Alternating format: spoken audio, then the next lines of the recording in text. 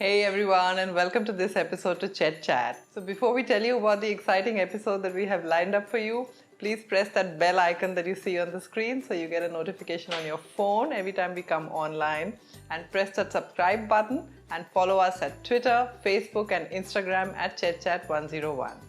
And for today's episode, we're going to talk about leadership and motivation lessons from the Army.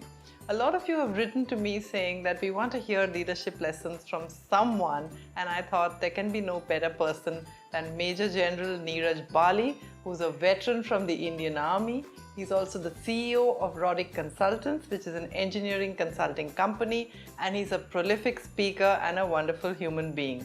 So let me introduce you to Major General Bali. So Major General Bali, thank you so much for coming all the way from Delhi to be with us on Chet Chat. Thank you. Privileged to have you on the show with us. The pleasure's all mine.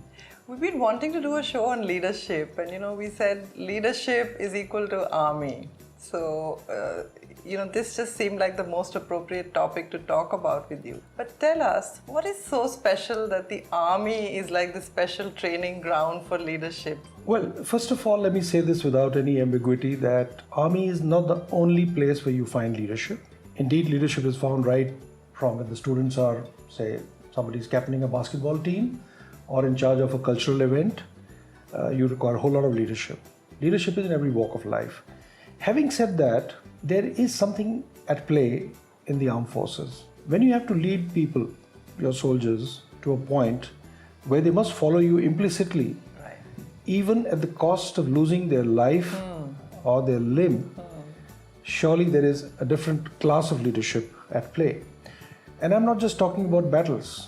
Even on a very routine basis, the areas like Siachen and deserts and extremely difficult terrain and circumstances where people have to be led all the time and done so well. Right. Perhaps the armed forces know a few secrets. And the last point I want to make is, now that I'm in the corporate sector, all this is done in the armed forces without the promise of any compensation, financial compensation. Yes. And the moment you step out, you think everyone talks about financial compensation. And so, because of these reasons, I think people world over turn to the armed forces to learn about leadership. So as you know, a lot of students are watching our show today. So based on your vast experience with the Army, what would be your top 3 suggestions for them to hone their leadership skills? Well, top 3. I would say at top of the pack every time is that if you want to be a leader, you've got to learn to lead by example. Right. There is no getting away from it. If somebody is not prepared to put his money where his mouth is in terms of example, then this talk or any other lesson of leadership is not for him or her. Look at our own lives. Eventually, children don't do as they are told to do even by their own parents. They do what the parents do. Yes, so setting the example, being consistent about the example all the time is the number 1 suggestion I would have. The second is that beyond the academic learning, you've got to learn how to motivate people. Unless you know that secret sauce of what makes people follow you willingly, enthusiastically and implicitly, you're not going to get there. The third thing that I've arrived at in my own life is that unless you understand what your role in life, your role is, you might not end up doing the right thing. For example, if you're a student who thinks your role is to come to the class, make sure you get enough attendance, be well behaved and pass your exams, you're going to conduct yourself in a certain way. But if you think you're a student who's going to make a difference, who's going to really excel, who's going to reach the top of the heap and follow some of your iconic examples, you're going to conduct yourself very differently. Right. Same goes for the teachers for that matter. The teacher who comes to the class saying, I'm going to cover my syllabus and I'll make sure the class behaves well and that's it, is different than a teacher who decides that she's going to change the lives of the students. Yes. So I think that understanding of what your role is may sound a little pedantic, but it's extremely important. So these were wonderful 3 points that you shared with us. And you've had a vast leadership experience yourself. So talking about the first one, leadership by example, would you like to share something from your own personal story for our students? There would be several, but the one that comes to my mind is, it goes back in 1997. The militants blew an improvised explosive device, which is like a mine, remotely controlled under the surface, and blew up one of my vehicles. The vehicle went up in the air above the eucalyptus trees, took two tumbles and crashed down on the track. The crater was about 8 feet deep, so that's the amount of explosive there was. It instantly killed a major and two soldiers, and wounded one lieutenant and two other soldiers very badly. Now, I had just gone over that same patch 10 minutes before that, and I heard this bang. We turned around, and then we were advised to go on foot, not knowing how many more such devices there might be. So we were running back towards the site. I could hear gunfire. The militants were firing at that mangled heap of vehicle, trying to kill everybody else. And these injured soldiers were firing back.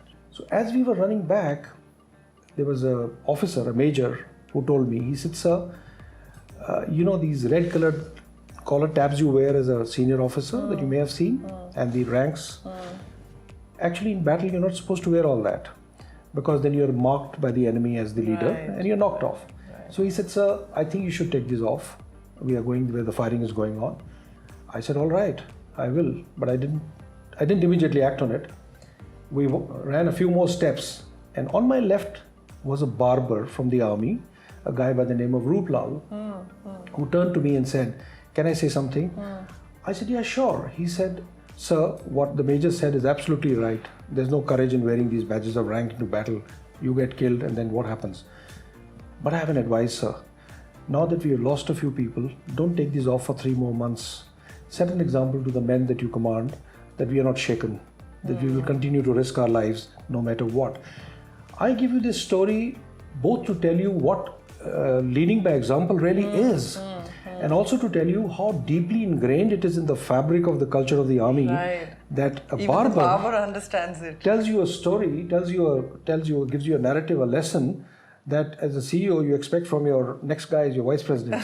You know, you've got to continue to consistently lead no matter what the risk you're facing. Right. And talking about motivation, I know the story you mentioned is not only about leading by example, it's also very motivating to the people that you turned around, you walked back, you didn't delegate, you didn't say, "Okay, I'm sitting in the commanding room and I'm observing what's happened. You guys go on the ground and see."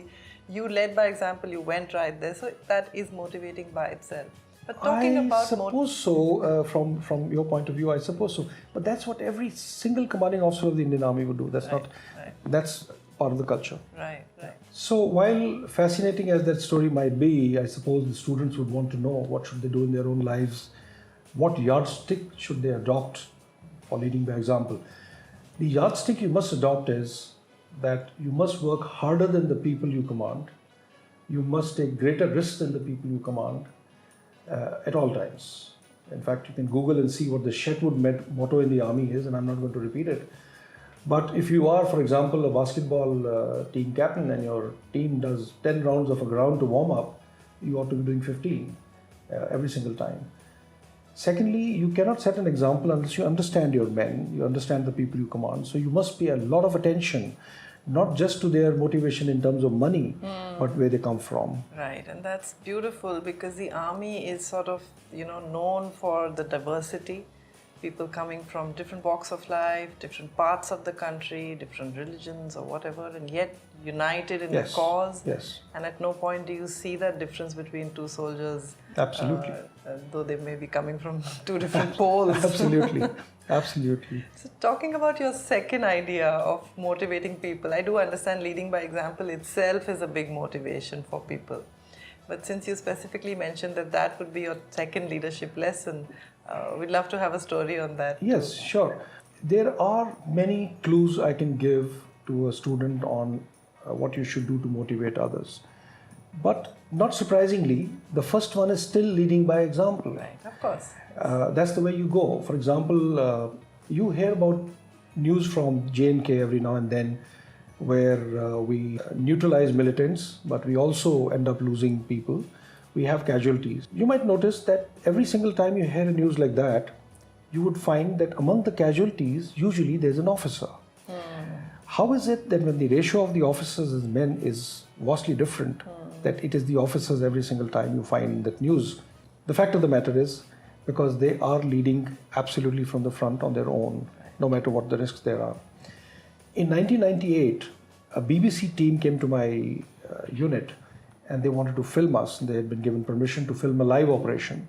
And when the live operation was we were about to go in, the producers noticed that I wasn't wearing a bulletproof jacket. So he asked me, why aren't you wearing one? Now remember, this is about more than 2 decades ago when the Indian Army was still procuring equipment. Today we have enough of everything. Not every soldier had a bulletproof jacket on. Right. So I said, look around. It's not just me. No officer is wearing a bulletproof jacket because we will not protect ourselves more than we protect our men. So you really have to go to those levels of ensuring that people look at you and feel motivated. But eventually, beyond these stories, it is all about creating the right environment. So, sir, you just mentioned about creating the right environment for motivating people. And also that you've got these large-sized teams, particularly in the army. You've got large-sized teams, people are spread out at different parts, they're not necessarily physically also in the same territory as you all the time. So how do you create that environment? How do you devise a mechanism to keep getting feedback, to know exactly, like you said, you must know the people that you're leading. Right. So you need to devise those mechanisms. How does that work? Right. The first question is possibly the key. How do you create the right environment? We all work under greatly stressful situations, whether it's in the corporate sector or in the government or in the army. And people make mistakes. Right. The first and the foremost thing that a student must learn as he grows up, how to deal with mistakes. Do we simply overlook them and keep people happy? Or what do we do? Now the answer coming from the army is this. You got to learn to categorize the mistakes. Okay. If the mistake is one of intention, where a man has gone out and done something wrong purposefully, he's made money, he's done something else, there has got to be absolutely no excusing him. Right. Then there are mistakes out of laziness, which are the bulk of them. Mistakes of omission. Right. Somebody had to do something and didn't do it. Those mistakes too should be dealt with by giving a rap on the knuckles, some training, some briefing, and if it occurs again and again, then of course a different call can be taken. But sizable mistakes are mistakes of judgment, where in your absence, a team member will take a call, he will make a decision which may not agree with the way you were thinking. Right. That's the one that you need to absolutely overlook. That you may, of course, retrain or rebrief the person later, but you must always overlook errors of judgment. Right.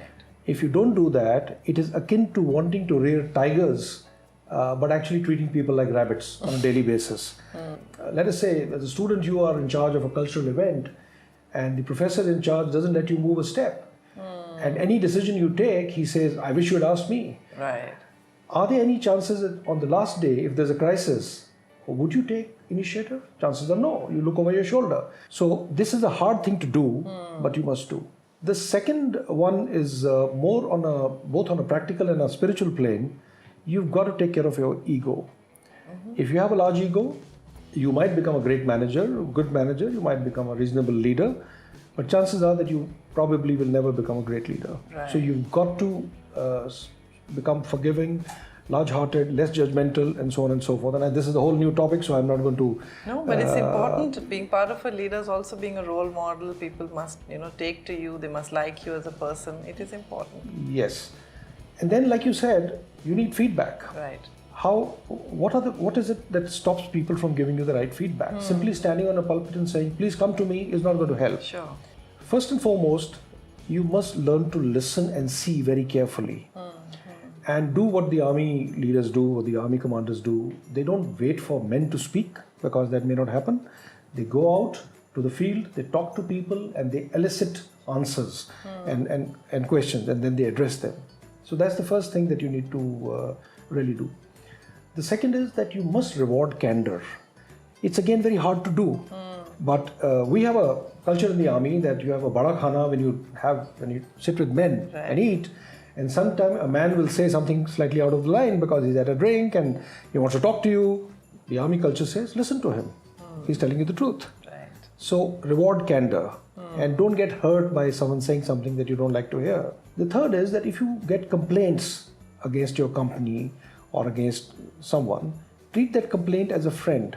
Right. Don't get overly het up and excited about the language or what's been written, usually a person takes a lot of trouble, before he writes a complaint. Right. So take out the truth from it, and that's what you do. The last point, which is not so much about the feedback, but about motivation, is you've really got to understand the people you command. And you must understand, especially in the corporate sector, that people don't always get motivated only by money. Absolutely. And yet we go on harping on that subject. Yes. If that was true, then how is it that people in the armed forces, coming from the same very backgrounds, behave differently? Right. There are a lot of people who work for self-respect more than money. Money is a factor always. There are people who work for their sense of identity. Right. There are people who actually love their jobs. Right.